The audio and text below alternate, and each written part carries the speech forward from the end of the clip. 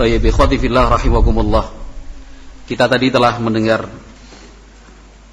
kata-kata bijak dari Sufyan Ats-Tsauri rahimahullah. Beliau yang mengatakan tidak pernah saya mendengar satu hadis pun dari Rasulullah sallallahu alaihi wasallam kecuali saya sudah mengamalkannya dan berusaha untuk mengamalkannya walaupun sekali. Imam Ahmad bin Hanbal juga sama. Beliau mengatakan saya tidak pernah menulis sebuah hadis dari Nabi Muhammad alaihi salatu wasallam kecuali sudah saya amalkan hadis tersebut. Ulama yang lain juga sama.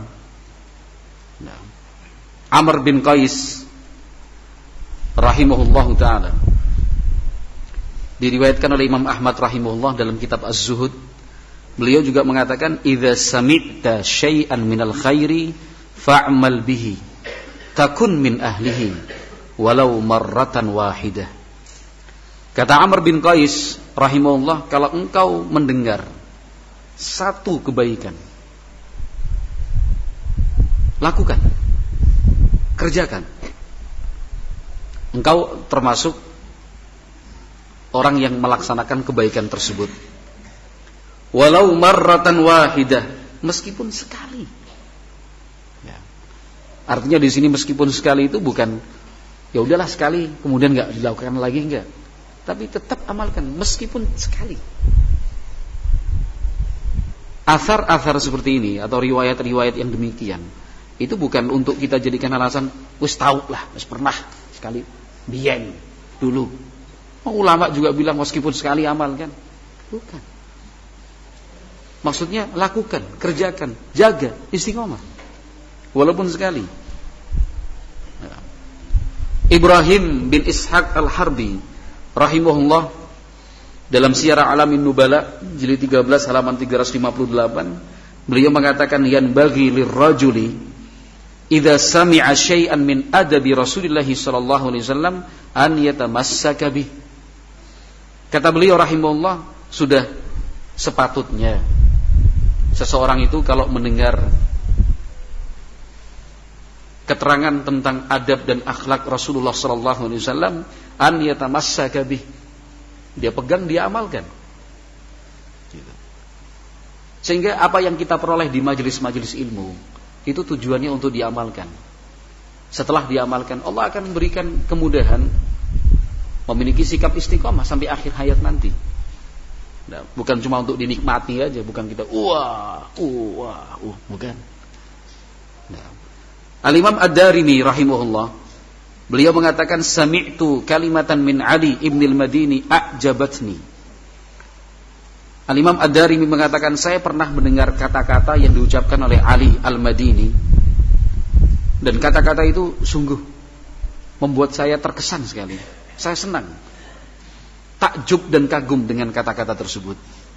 Qara'a alaina hadits al-ghar.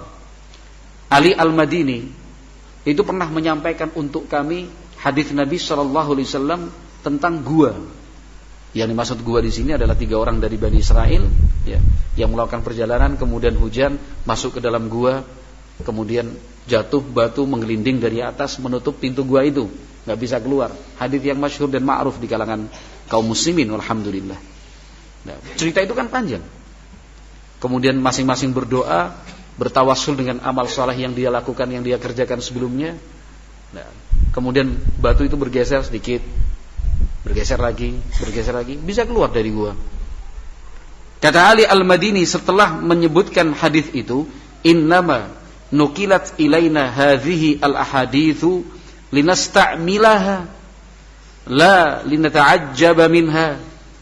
Kata Ali al-Madini mengingatkan hadirin ketika itu, sesungguhnya hadis-hadis yang semacam ini diriwayatkan sampai kepada kita untuk diamalkan, bukan sebatas mengagumi. Wah, luar biasa ya, wah, bukan. Tapi diamalkan. Nah, kata-kata ini ternyata sangat berkesan bagi Imam Ad-Darimi rahimahullahu ta'ala. Bukan cuma untuk didengar, selesai rampung pulang. Tapi setelah didengar, difahami, kapan yang diamalkan? Kan itu. Kapan dia diamalkan? Kapan yang mulai dikerjakan? Kan itu. Contoh yang sudah kita sampaikan di Masjid Agung Purbalingga tadi. Ini kesempatan untuk mengamalkan. Jangan sampai kita sering ketemu di pondok ini, sering melihat, sering berpapasan, sering mengucapkan salam, tapi kita nggak kenal namanya siapa, tinggalnya di mana, pekerjaannya apa. Ngisin-ngisinah lah. Betul. Nggak, saya berani untuk mengatakan begitu, ngisin-ngisinah. Kan itu. Kalau bahasa Indonesia kan memalukan seperti itu. Itu bahasa Indonesianya. Tapi biar agak lembut, ya bahasa kita lah. Kan ngisin-ngisinah. Ketemu lagi. Ya cuma kenal muka katanya. Perlu biaya besar apa? Harus harus registrasi gitu. Harus registrasi kalau mau kenalan gitu. Terus ngasih uang, Mas saya mau kenalan nih, biayanya 10.000. Enggak kan? Jelas saya ulangi kembali, ngisin-ngisin Kang. Hampir tiap minggu ketemu di tempat ini, di masjid ini. Bahkan lebih dari itu. Tiap hari, tiap 3 hari sekali. Kan kalau taklimnya kan tiap malam kan gitu ya. Ketemu. Tapi cuma ngerti wajah aja. Oke, ikhwanet dewek kan itu. Ya cuma gitu aja. Kalau gitu mah masyarakat kita juga sama. Itu wong Al-Mansurah, kau yang berobot, pondok berobot. Itu masyarakat malah ngerti. Sama. Terus bedanya apa? Harus ada bedanya dong. Kenal si fulan. Sehingga kita betul-betul saling menguatkan itu loh. Kan itu. Jadi wawasan kita tambah, kan link kita kuat, ya kan? Jadi ngerti si fulan itu punya bengkel motor, si fulan namanya ini aslinya dari sini, kan itu. Tapi ya nggak perlu dibuat buku khusus kayak biodata mau lulusan sekolah itu nggak perlu. Ya cukup kita praktek sendiri-sendiri aja lah, kan itu. Juga nggak perlu pakai tanda pengenal di sini supaya nggak perlu tanya sudah tahu. Lihat nama saya ini nih. Tanya-tanya aja. Nggak perlu. Ya kita praktekkan satu-satu. Penuh kekeluargaan, penuh dengan ukhuwah. Walah, kan gitu. Berarti yang punya bengkel motor di sini itu jenengan, iya Mas, kan tuh. Ya kalau kapan-kapan saya mampir lah. Ya ditunggu loh. Ya. Ketika motor kita rusak, motor kita bermasalah, memungkinkan dibawa ke bengkel sana, ke sana. Alhamdulillah, baik-baikan kita. Ini. Dan jenengan profesinya apa? Tukang servis keliling Mas. Servis apa? Ya kulkas, ya AC, kipas angin. Apa iya? Langsung ke rumah saya ya. Ada 4 kipas angin mati itu. Udah bertahun-tahun kan itu. Udah diperiksa segala macam. Oh cuma ini Mas, cuma ini segala macam. Udah selesai, dibayar. Wah usah. Ini harga perkenalan. Taruh promosi. Ya boleh-boleh aja kan seperti itu. Oh ternyata bakul beras. Ya kan, bakul beras. Ya mohon maaf aja. Mohon maaf saja. Sekarang secara umum ketidakjujuran itu sudah merata. Ya kan? Ketidakjujuran itu sudah merata. Bukankah lebih menenangkan kita saat kita bermuamalah dengan orang-orang yang sudah kita kenal baik, kualitas beragamanya seperti apa, manhajnya bagus, ya kan, orangnya jujur, kan? Beli beras nggak mungkin dicampur, kan itu. Jualan beras organik, ya jualan beras organik. Kita nggak usah ragu lagi kan itu. Dicampur apa betul-betul organik? Karena yakin ikhwan kita, alhamdulillah, insyaallah kan itu. Tapi kalau umumnya orang, berapa kasus terbongkar seperti itu, ya kan? Memanfaatkan ketidaktahuan tentang jenis dan ciri-ciri beras. Beras organik dicampur dengan beras biasa. 50, 40, 40, 60, 65, 35. Ya persentasenya dicampur, masukkan di plastik, dikemas, di packing, di sablon, sudah tulis beras organik. Orang kota mana ngerti jenis-jenis beras? Kan itu. Taunya organik. Kan itu. Dimasak putih nih, enak pulen, padahal campuran. Kan itu. Ditanya ciri-ciri beras organik apa Mas? Ya enggak tahu, yang penting ditulis organik. Beberapa kasus terbongkar, ternyata apa? Dioplos. Alhamdulillah, bakul beras kan itu. Punya gilingan sendiri. Masya Allah. Kulakan sama antum lah. Pokoknya tiap bulan saya 1 karung isi 10 kilo. Lumayan loh. Organik kok. Organik. Mahal loh. Organik. Ya untuk sesekali pengen makan enak ya organik lah. Iya kan berasnya. Ternyata ini ya promosi juga. Jadi ternyata ini nyambung. Walah, dulu satu sekolah. Dulu ternyata satu tempat pekerjaan. Oh ternyata satu kampung. Sedulur ya Masya Allah. Tahun-tahun ketemu ternyata orang ngerti. Jadi nyongkaro antum sedulur ya. Tunggal buyut. Aduh. Ini kan kisin-kisinan. Memalukan kalau bahasa Indonesianya. Dan kejadian seperti ini banyak sekali. Banyak sekali. Karena ada kegiatan kumpulan pertemuan keluarga besar, nggak pernah ikut, jarang ikut lah, gitu. Karena apa? Ya kalau pertemuan keluarga besar kayak gitu, dikumpulkan, ya musik lah, ya campur baur lah, ya ikhtilat lah, kan itu. Berarti antum nggak hadir, ya nggak hadir Ustaz, kemaksiatan banyak seperti itu, ya bagus, Masya Allah. Tapi antum ganti dengan bentuk-bentuk silaturahmi lainnya, ya enggak, keliru kalau kayak gitu. Kalau misalkan ada pertemuan yang di situ ini segala macam nggak bisa menghindar, pokoknya kita dalam posisi nggak bisa menghindar lah, kan itu ikut. Tapi kalau misalkan menghindar terus, tapi kemudian digantikan dengan hari-hari biasa kita berkunjung ke sana, ya itu baru top 2 jempol buat antum. Tapi kumpulan nggak ikut, silaturahmi satu persatu juga tidak dilakukan, anjo arep piye. Bertahun-tahun kan itu. Suatu saat ikut. Rame-rame kumpul gini, lirik-lirikan. Kayaknya kenal ya. Kayaknya kenal. Sana juga mungkin perasaannya sama. Ikhwan ya kayaknya ya kan gitu. Akhirnya ketemu. Masya Allah. Berarti saudara? Iya saudara. Ini kejadian nyata Mas. Nyata. Yang cerita dua-duanya. Yang ini cerita sama saya, yang ini juga cerita sama saya. Yang ternyata sedulur Ustaz. Masya Allah. Dan itu. Sama-sama ngaji bareng satu tempat, satu masjid tiap hari, selesai ba'da subuh ngaji. Setahun 2 tahun. Dan itu. Suatu saat salah seorang ikhwan ini dalam pengajian atau taklim ibu-ibu, taklim ummahat, ibunya yang sudah sepuh sekali itu diajak diboncengin gini. Diboncengin ke tempat taklim ummahat ini. Sudah sepuh sekali ibunya ini. Gitu. Yang satu melihat kok kayaknya budeku ya katanya. Kayaknya budeku ini. Oh benar lihat. Oh bude. Ternyata bude tapi dari jalur Sumatera. Karena sudah transmigrasi ke Sumatera, pisah, taunya itu bude.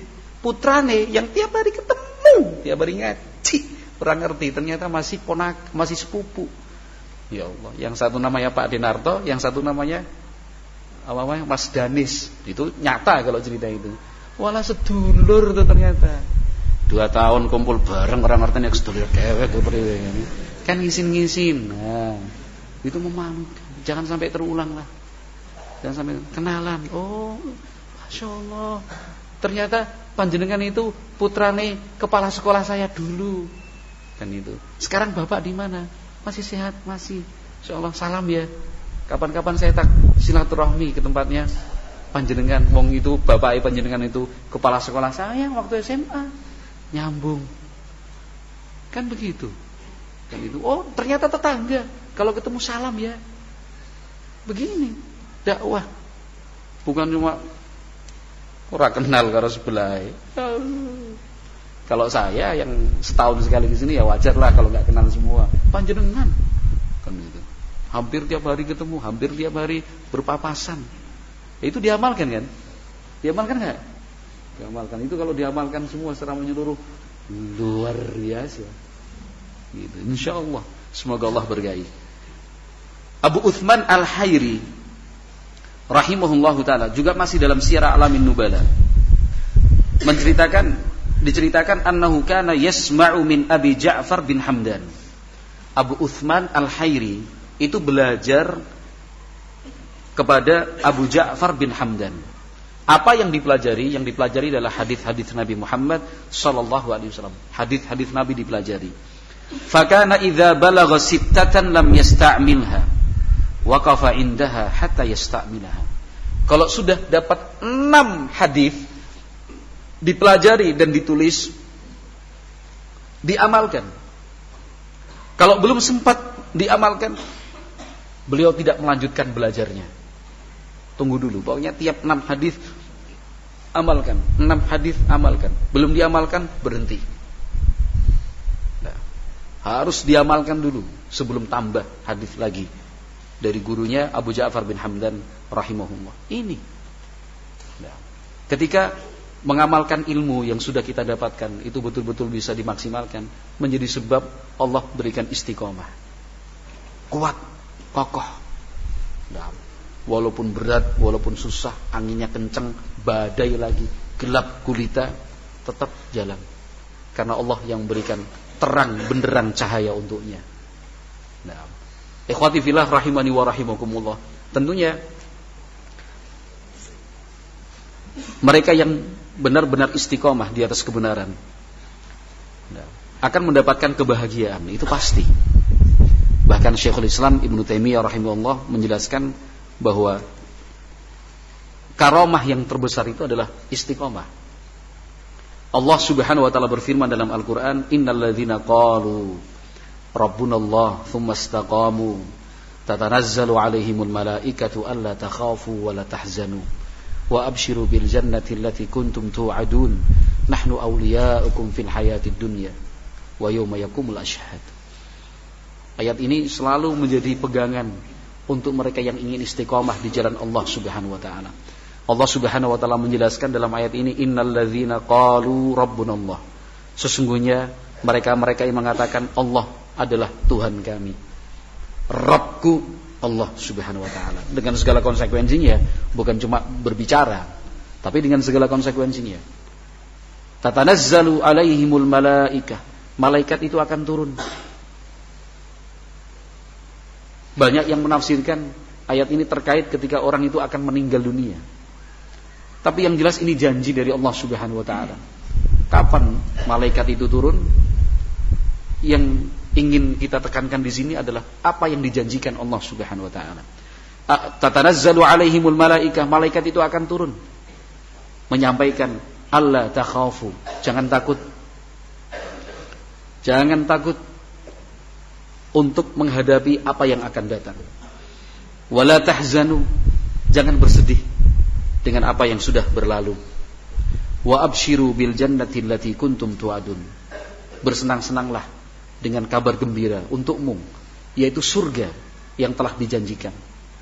Nahnu awliya'ukum fil hayatid dunya. Kami, yaitu Allah Subhanahu wa taala, adalah pembela dan pelindungmu di dunia dan di hari akhirat nanti. Ini kan luar biasa.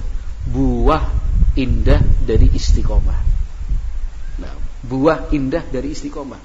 Tidak punya rasa takut, tidak ada rasa sedih, selalu optimis, bergembira, berbahagia, selalu mendapatkan perlindungan dan pertolongan dari Allah Subhanahu wa taala. Itu buah indah dari istiqomah.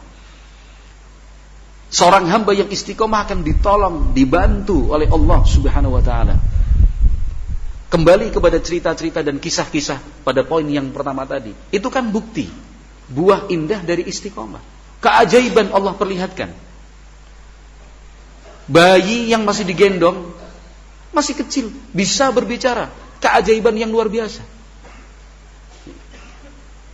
Api yang menyala-nyala berubah menjadi dingin menyejukkan bagi Nabi Ibrahim alaihissalam. Gelap gulitanya perut ikan di tengah malam di bawah dasar samudra. Siapa yang bisa menyelamatkan? Allah selamatkan. Nabi Yunus alaihissalam, Nabi Zakaria alaihissalam, Nabi Zakaria alaihissalam yang sudah berlanjut usia, istrinya pun sama, lanjut usia. Dalam hitungan manusia biasa, tidak akan mungkin lagi bisa memiliki keturunan anak. Tetapi kullama dakhala 'alaiha Zakaria al-mihrab wajada indaha rizqa. Setiap kali Nabi Zakaria masuk ke tempat ibadahnya Maryam alaihissalam, wajada indaha rizqa. Itu selalu melihat makanan buah-buahan berlimpah. Nah, padahal tidak ada yang punya akses masuk dan diperbolehkan menemui Maryam kecuali pamannya sendiri Zakaria, Nabiullah alaihi salatu wassalam. Nah, buah-buahannya bukan buah-buahan biasa, buah-buahan segar seperti baru dipetik, bukan musimnya, bukan berasal dari daerah tersebut. Nah, bukan musim durian ada durian, bukan musim anggur ada anggur seger lagi. Oh, ini bukan dari anggur Purbalingga ini. Dari mana? Kullama dakhala 'alaiha Zakaria al-mihrab wajada indaha rizqa. Ketemu, lihat tuh. Anna laki hadza? Kata Nabi Zakaria bertanya kepada Maryam, "Anna laki hadza?" Dari mana kamu dapat makanan seperti ini, buah-buahan seperti ini? Ini kan luar biasa. Kata Maryam alaihi salam, qalat huwa min indillah. Itu semua datangnya dari Allah Subhanahu wa taala. Datangnya dari Allah Subhanahu wa taala. Hunalika da'a Zakaria rabbah. Saat itulah Nabi Zakaria sadar dan ingat. Maka Nabi Zakaria berdoa kepada Allah Subhanahu wa taala. Hunalika da'a Zakaria rabbah. Qala rabbi habli min ladunka dzurriyyatan thayyibah innaka sami'ud du'a. Ya Allah, anugerahkan untukku keturunan-keturunan yang baik. Ya Allah, anugerahkan untukku seorang anak yang saleh dan salihah atau salihah. Sesungguhnya Engkau adalah Zat yang Maha mendengar doa. Nabi Zakaria alaihi salam melihat secara langsung kuasa Allah Subhanahu wa taala. Kuasa Allah Subhanahu wa taala. Tiap kali masuk ke dalam ruang ibadahnya Maryam selalu melihat buah-buahan segar. Dari mana ini? Dari mana? Tegas, yakin, mantap Maryam menjawab, qalat huwa min indillah. Ini datangnya dari Allah. Allah Maha mampu. Di sana Nabi Zakaria berdoa, ya Allah, ya Allah, ya Allah. Maka Allah kabulkan doa Nabi Zakaria alaihi salam. Istrinya hamil, sudah sepuh kakek nenek, sepasang kakek nenek, punya anak Nabi pula, Nabi Yahya alaihissalam. Luar biasa. Ini buah indah dari istiqomah. Buah indah dari istiqomah. Baca kembali Nabi Rasul, Nabi Rasul, Nabi Rasul. Baca kembali kisah Rasulullah sallallahu alaihi wasallam secara khusus. Baca kembali kisah para sahabat, tabi'un, para ulama Islam. Nah, mereka-mereka yang sudah terbukti istiqomah di jalan Allah Subhanahu wa taala. Lihat, janji-janji Allah itu ada, nyata. Tidak mengenal rasa takut, tidak mengenal rasa sedih. Dijanjikan dengan surga. Selalu dilindungi dan dibantu oleh Allah Subhanahu wa taala. Kita banyak hal yang sangat memerlukan bantuan dan pertolongan dari Allah Subhanahu wa taala. Kita sangat mengharapkan perlindungan dari Allah Jalla wa ala. Kita ingin bebas dari belenggu-belenggu rasa takut. Kita ingin bebas sehingga tidak dibayang-bayangi oleh sedih atas sesuatu yang sudah berlalu. Kita ingin itu semua. Kita ingin surga Allah Jalla wa ala yang sudah dijanjikannya itu. Caranya istiqomah. Karena itulah buah indah dari istiqomah. Wallahu a'lam bishawab. Semoga Allah Subhanahu wa taala membantu dan memudahkan kita untuk memiliki sikap istiqomah sehingga Allah pertemukan kita nanti dengannya di surga. Dengan Nabi Muhammad sallallahu alaihi wa alihi wasallam. Kita cukupkan sekian. Subhanakallahumma wa bihamdik, asyhadu an la ilaha illa anta astaghfiruka wa atubu ilaik. Assalamualaikum warahmatullahi wabarakatuh.